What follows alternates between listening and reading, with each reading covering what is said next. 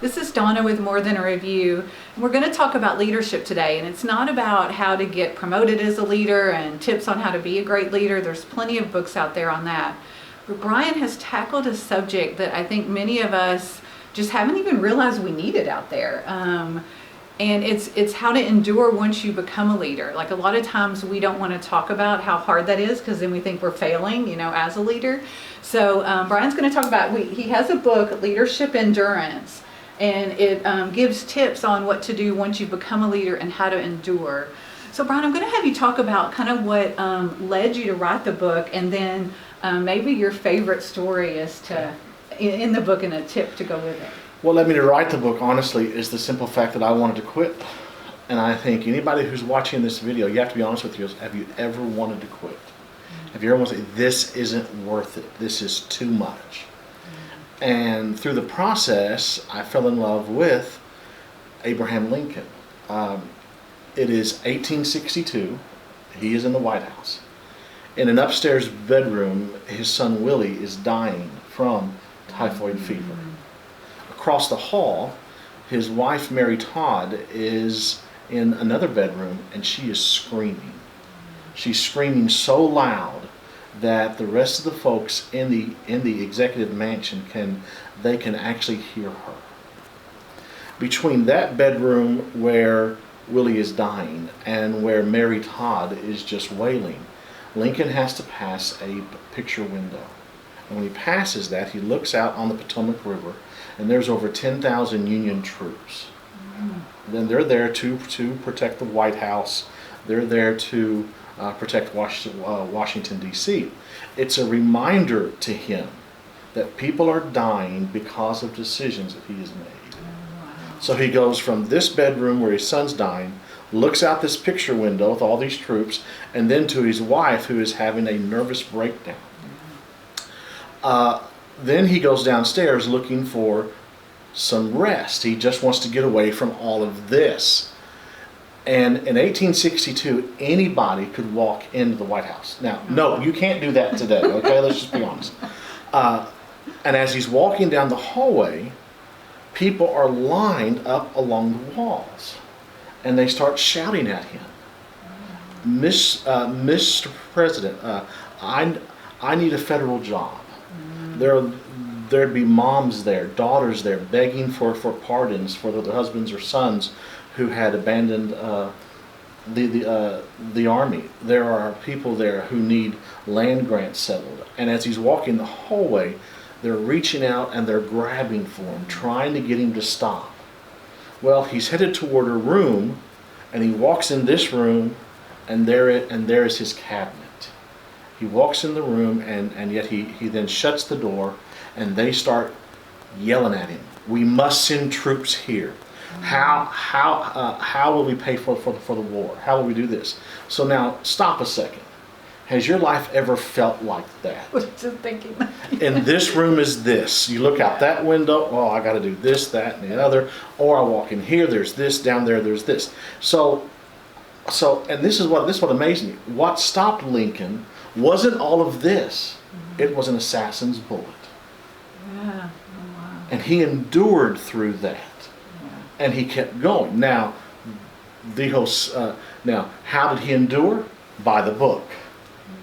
But one of the key pieces to enduring is that his passion for his goal was bigger than the fears that his insecurities created. And so he had to, and so he had a vision for a United States of America, not a divided States of America. And so that kept him going. Well, and I just see that in us, like, what's our why? What's our goal? Like, you gotta keep that in your forefront on those bad days. Yeah. So I know in the book that you share a lot of your own personal stories. Is there one that you would want to share with the group?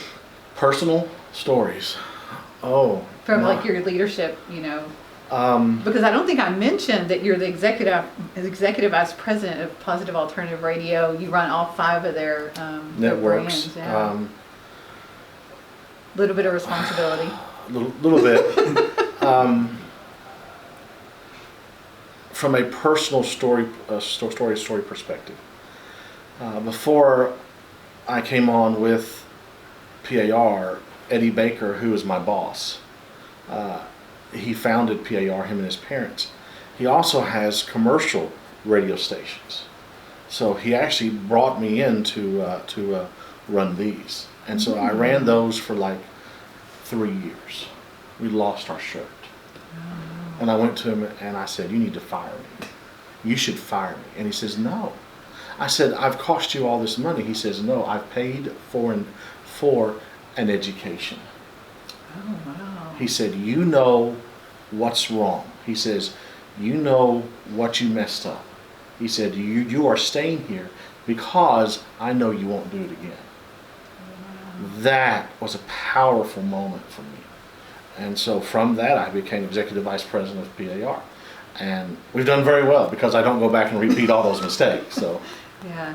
You know, you hear in the workforce like fail fast, but I think people are still so afraid to do it. But that's where someone is walking it out. You know, as long as you learn from what you're doing, they recognize that. Great story about failing. FDR, before he was president, he lost use of his legs at age 39, and he contracted polio. He was very stubborn, very arrogant. And so he decided that he'd try and walk, and he couldn't walk. He'd have to lunge part of his body forward and then wait and lunge the other part of his body forward. And he wore these steel braces from his waist down to his feet, and he had crutches. Well, his office at the time, before he was president, was in the Securities and Exchange Building up in New York. He's walking in that building. He says, nobody help me. That building had marble floors. Oh, goodness. And he's wearing steel braces that actually wrap around his shoes. He walks in there, those steel braces hit that marble floor, his feet go out from under him, and he lands on his back. Hundreds of aides run up to him. And he's sitting there shouting, get away from me, get away from me, get away from me. He takes his crutches and he turns them sideways and he rights himself up. And then he says, now help me up. And then he finishes walking himself to his office. Now, how do you do that? Because let me say, if I'm like that and I fall in front of 300 people, y'all just leave me there. Y'all just leave me there. Whenever he contracted polio, he is famous for saying this: I will not let this disease defeat me. So he had made a choice years earlier that this will not defeat me. And so that when the day came that he was flat of his back, he knew to get up and to keep walking. That's a lesson for us. You have to make a decision today that if life knocks you down tomorrow or even a year from now, you will get up and you will keep walking. And this man became president of the United States 4 times from a wheelchair. Yeah. This is my question. What is our excuse? Yeah. Wow. Oh my goodness, that is powerful. So what do you want readers to get from the book? Don't quit. Oh, okay. Do not quit. Because your dream is worth the sweat and the effort. God gave you that dream for a reason. He gave you that for a reason. Churchill has been elected Prime Minister of England, and he's headed toward the House of Commons to give a speech. His aide said, "Sir, are you ready for the job?" Churchill says something like this: I feel that everything in that I've experienced in my life has prepared me for this moment. Wow. So this is my lesson. This is my advice to you and everybody else who's watching this.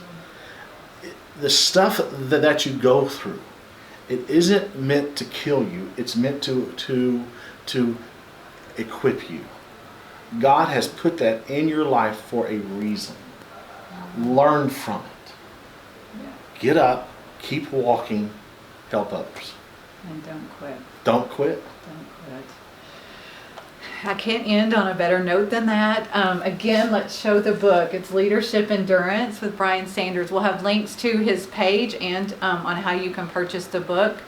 Feel free to ask questions underneath. Thank you.